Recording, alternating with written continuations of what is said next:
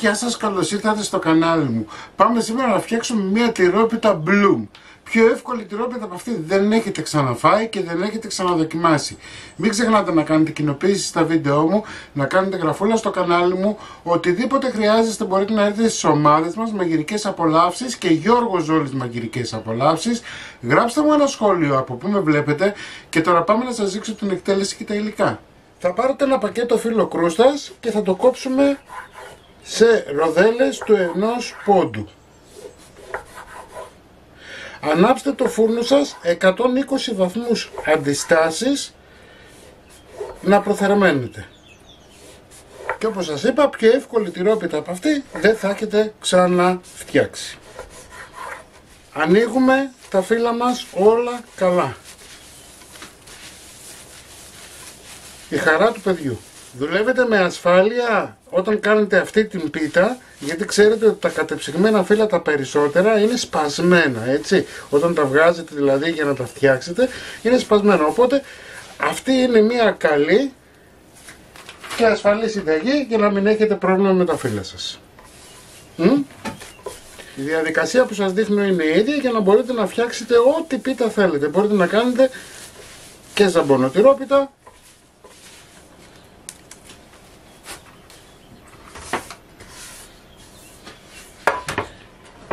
βλέπετε τα φύλλα τα έχω βάλει σε ένα ταψί, θα τα ανοίξω. Έτσι προσοχή, θέλω να μου τα ανοίξετε καλά, γιατί θα τα βάλουμε λίγο στο φούρνο, να μην έχει αυτή την μυρωδιά του φύλλου. Αυτό μας ενδιαφέρει.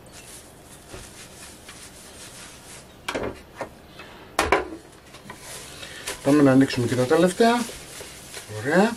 Λοιπόν, τα βάζουμε στο φούρνο και τα ψήνουμε μέχρι να γίνουν μέχρι να φτιάξουμε τα υπόλοιπα υλικά, έτσι, στους 120 βαθμούς αντιστάσεις. Ωραία. Πάμε τώρα να φτιάξουμε την πίτα μας. Μισό κιλό γάλα, 70 γραμμάρια ελαιόλαδο,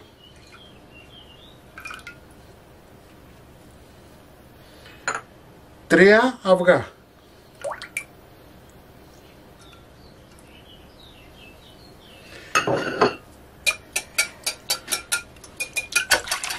χτυπάμε, πιπερί.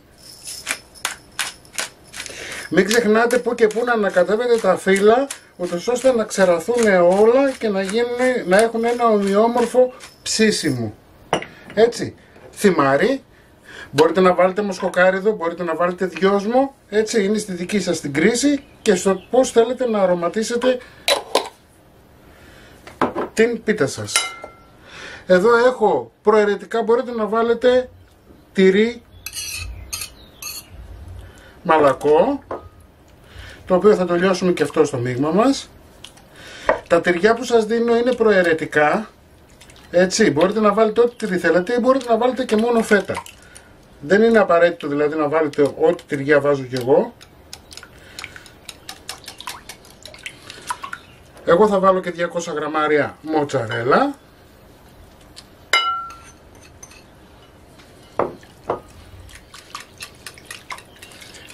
Και αφού διαλύθηκε και το μαλακό τυρί.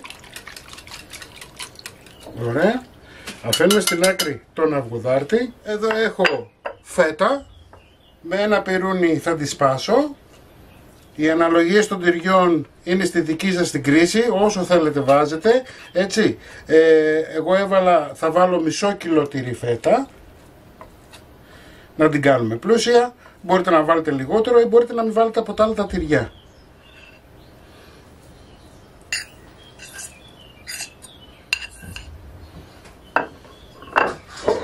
Θα ανακατέψουμε.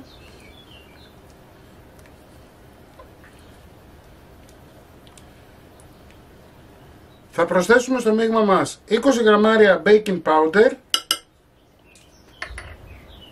και πάμε τώρα να φέρουμε τα φύλλα μας σιγά σιγά να τα ρίξουμε μέσα στο μείγμα.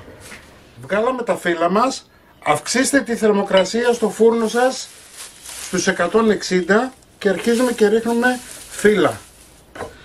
Δεν θα μου τα ρίξετε όλα μαζί, Ρίχνουμε, μουσκεύονται λιγάκι και πάμε στα επόμενα. Με αυτόν τον τρόπο δεν πρόκειται να σας μυρίζουν τα φύλλα αυτή τη γεύση που έχουν, που αφήνουν.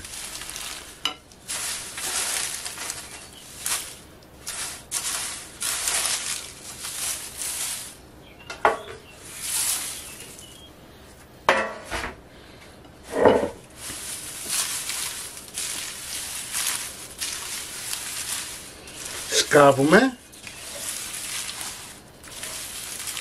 Παίρνουμε ένα πυρέξ μεγάλο 30x35. Θα ρίξουμε ελαιόλαδο.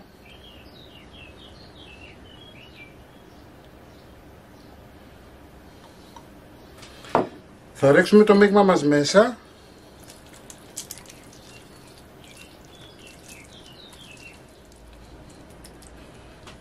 Ωραία. Θα πάρουμε τη φέτα που έχω κρατήσει. Είδατε ότι φύλαξα λίγη φέτα για να δώσουμε ταυτότητα στην πίτα μας. Τι εννοώ? Όταν φτιάχνουμε ένα φαγητό, καλό είναι από πάνω να δείχνουμε τι είναι. Οπότε βάζουμε φετούλα. Ωραία. Λίγο ελαιόλαδο από πάνω.